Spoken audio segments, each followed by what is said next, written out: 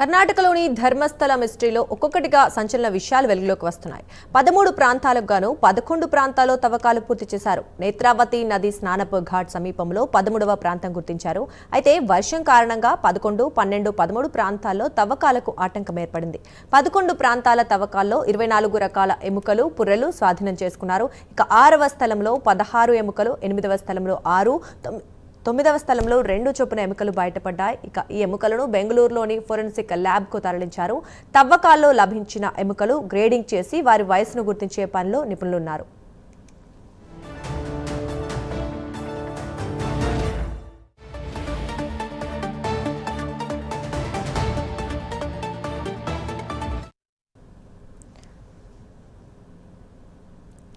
ఇక ఇదే అంశానికి సంబంధించి మరింత సమాచారం మా కరెస్పాండెంట్ రవివర్మ లైవ్ లో అందిస్తారు. రవివర్మ, చెప్పండి, కర్ణాటకలోని ధర్మస్థలంలో మిస్టరీ ఇంకా పూర్తిగా వీళ్లతోనే తెలుస్తోంది. మరి దీనికి సంబంధించిన వివరాలు ఏంటి? ఎస్ దుర్గా, ఇప్పుడు తవ్వకాలు జరిగిన ప్రదేశంలోనే మనం ఉన్నాము. నేత్రావతి నది ఒడ్డున ఉన్నటువంటి అటవీ ప్రాంతంలో ఈ ప్రాంతంలోనే శవాలు పూడ్చినట్టుగా కూడా కార్మికుడైతే స్పష్టం చేశాడు న్యాయస్థానం దగ్గర. అయితే ఆ మేరకు ఇవాళ తవ్వకాలు అయితే నిన్నటి వరకు కొనసాగుతూ వచ్చాయి.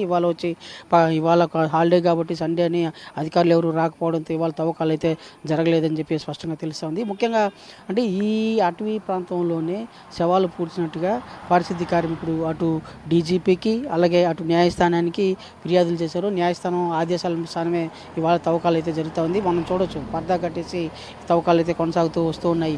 నిన్నటి వరకు అంటే గత 6 రోజులుగా ఈ కార్యక్రమం కొనసాగుతూ వస్తూ ఉంది.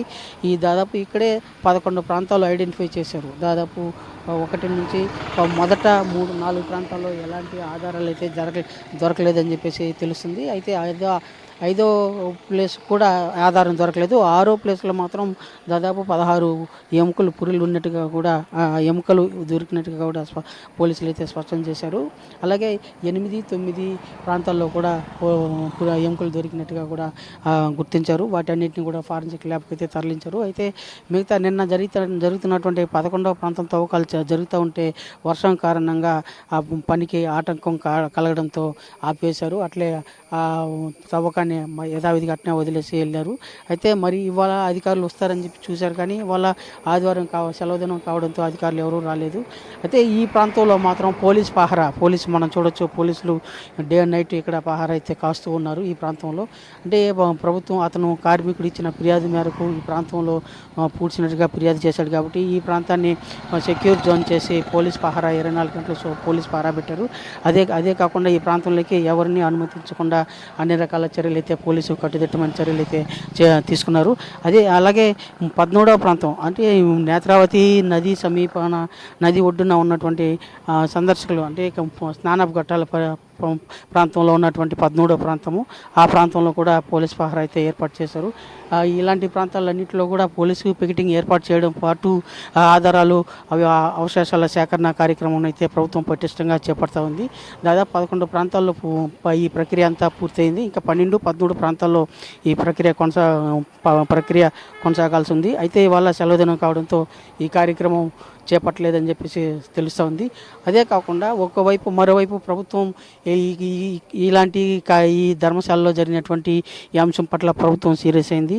దీన్ని వీలైనంత వరకు ఈ ఇష్యూని క్లోజ్ చేయాలి అని చెప్పేసి ప్రభుత్వం అయితే చర్యలు చేపట్టింది. అందుకు అనుగుణంగానే పోలీసులు ఈ ప్రక్రియ దీనికి గల కారణాలు ఏంటి, వాటిని పూర్తిగా విశ్లేషించి తగిన చర్యలు చేపట్టాలి. త్వరగా ఈ ప్రక్రియను పూర్తి చేయాలి. సోషల్ మీడియాలో వైరల్ అవుతూ ఉంది.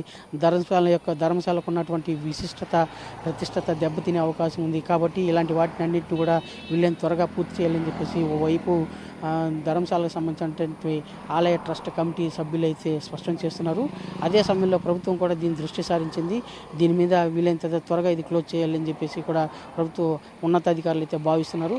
అలాగే మరోవైపు ఈ 4 రోజుల్లో ఈ ప్రక్రియ అంతా పూర్తి చేయాల్సింది ఉండగా వర్షం కారణంగా ఇది డిలే అవుతూ ఉంది ఈ తవ్వకాల కార్యక్రమం. దీంతోపాటు అలాగే ఇదే కాకుండా వీటిలో వచ్చినటువంటి అవశేషాలను అన్నింటినీ కూడా ఎప్పటికప్పుడు పరీక్షలు నిర్వహిస్తూ తదనుగుణంగా చర్యలు అయితే చేపడుతున్నారు.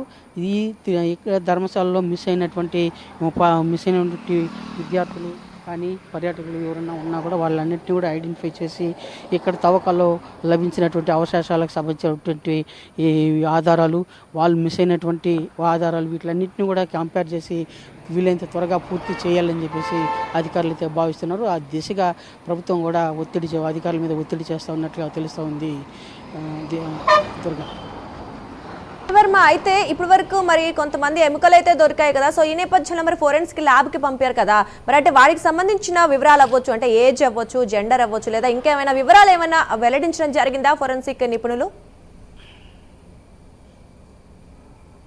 ఎస్, మీరు చెప్పిన ఇవి అత్యంత గోప్యంగా పాటిస్తూ వస్తున్నారు. ముఖ్యంగా ఆలయ సంబంధించిన ఇష్యూ కాబట్టి, ధర్మశాలకు సంబంధించిన ఇష్యూ కాబట్టి దీన్ని గోప్యత పాటిస్తూ ఉన్నారు మొదటి నుంచి. ఈవెన్ మీడియాని కూడా దగ్గరకు రానియకుండా చర్యలు చేపడుతున్నారు. అదే కాకుండా ఆలయానికి ఉన్నటువంటి విశిష్టత, ధర్మశాలకు ఉన్నటువంటి ఖ్యాతి, అపఖ్యాతి కలిగే అవకాశం ఉంది కాబట్టి దీన్ని వీలైనంత వరకు గోప్యత పాటించాలని చెప్పేసి ప్రభుత్వమే సూచించింది. ఆ మేరకు అంటే ఫారెన్సిక్ ల్యాబ్లో వీటిని ఈ రిపోర్ట్స్ ఇచ్చారు, వాటి వైద్య పరీక్షలు అవన్నీ కూడా చేస్తున్నారు. ఫారెన్సిక్ టెక్నీషియన్స్ అన్నీ కూడా చేస్తున్నారు. ఆ రిపోర్ట్స్ అన్నీ కూడా ప్రభుత్వం దృష్టికి అలాగే డీజీపీ దృష్టికి తీసుకెళ్లే అవకాశం ఉంది. అవి ఇప్పటివరకు అయితే వాటి మీద స్పష్టత ఇవ్వలేదు. అధికారులందరూ కూడా గోప్యత పాటిస్తున్నారు. దుర్గా రైట్, రవివర్మ, అయితే మరి పోలీసులు విచారిస్తున్న నేపథ్యంలో మరి ఇది సైకోలు చేసిన అంటే ఎవరు ఈ మర్డర్స్ వెనక ఎవరి హస్తం ఉంది అంటూ మరి పోలీసులు ఏ వేలో అంటే విచారిస్తున్నారు? అంటే వాళ్ళు ఒక ముఠా అనుకుంటున్నారా, లేదా కిడ్నాప్స్ అనుకుంటున్నారా? మరి ఏంటి ఏ సందర్భంగా వాళ్ళు ఈ విచారణ ఎలా ముందుకు తీసుకెళ్తున్నారు? ఎస్, మీరు చెప్పినట్టుగా అంటే ఇవాళ ధర్మశాలలో ఉన్నటువంటి ఇక్కడ ధర్మశాల ట్రస్ట్ ఉన్నది. ట్రస్ట్లో ఉన్నటువంటి కొంతమంది కమిటీ సభ్యులు, 4 కమిటీ సభ్యుల మీద అనుమానం వ్యక్తం చేస్తున్నాడు పారిశుద్ధ్య కార్మికుడు. ఆ అనుమానం వ్యక్తం చేసినప్పుడు పారిశుద్ధ్య కార్మికుడి దగ్గర ఉన్నటువంటి ఆధారాలను అటు ప్రభుత్వం దృష్టికి అలాగే పోలీసుల దృష్టికి, న్యాయస్థానం దృష్టికి కూడా తీసుకెళ్లారు. న్యాయస్థానం దృష్టికి తీసుకెళ్లడంతోనే దీని మీద సిట్ ఏర్పాటు చేసి విచారణ చేపట్టాలని చెప్పేసి న్యాయస్థానం సూచించింది. దాని మేరకు పోలీసులు అయితే స్పందించారు. అటు న్యాయస్థానం సూచనల మేరకే ఈ ప్రాంతాల్లో పారిశుద్ధ్య కార్మికుడు చెప్పినటువంటి ప్రాంతాల్లో ఇవాళ తవ్వకాలు అయితే చేపడుతూ ఇక్కడ వచ్చినటువంటి అవశేషాలన్నింటినీ కూడా ల్యాబ్లకు తీసుకెళ్ళి అక్కడ వైద్య పరీక్షలు చేపడుతూ ఉన్నారు. అయితే దీనికన్నిటికీ కారణం ఏంటంటే పారిశుద్ధ్య కార్మికుడు ట్రస్ట్ సభ్యుల ప్రమేయం ఉందని చెప్పేసి పేర్కొంటున్నారు. అది ఎంతవరకు ఏంటి అనేది ప్రభుత్వం దాని పట్ల విచారించి చర్యలు తీసుకోవాల్సిన బాధ్యత ప్రభుత్వానికి ఉంది. అయితే అదే కాకుండా ఇక్కడ దొరికినటువంటి అవశేషాల యొక్క పరీక్ష ల్యాబ్ టెస్ట్లో వచ్చినటువంటి ల్యాబ్ రిపోర్ట్స్ ఆధారంగా అలాగే పోలీస్ స్టేషన్లో మిస్ అయినటువంటి కేసుల యొక్క రిపోర్ట్స్ రెండూ కంపేర్ చేసుకొని మిస్ అయినటువంటి తల్లిదండ్రుల యొక్క రిపోర్ట్ని వాటిలన్నింటినీ కూడా పరిగణలోకి తీసుకొని ఆ రిపోర్ట్స్ కంపేర్ చేసిన తర్వాత వీటిని ఫైనలైజ్ చేయొచ్చు. అంతవరకు వీటిని ఫైనలైజ్ అయ్యే అవకాశం లేదు. అయితే అధికారులు మాత్రం దీని పట్ల మొత్తం గోప్యత అయితే పాటిస్తూ వస్తున్నారు. దుర్గా ఇప్పటివరకు. Right, thank you Ravi Varma.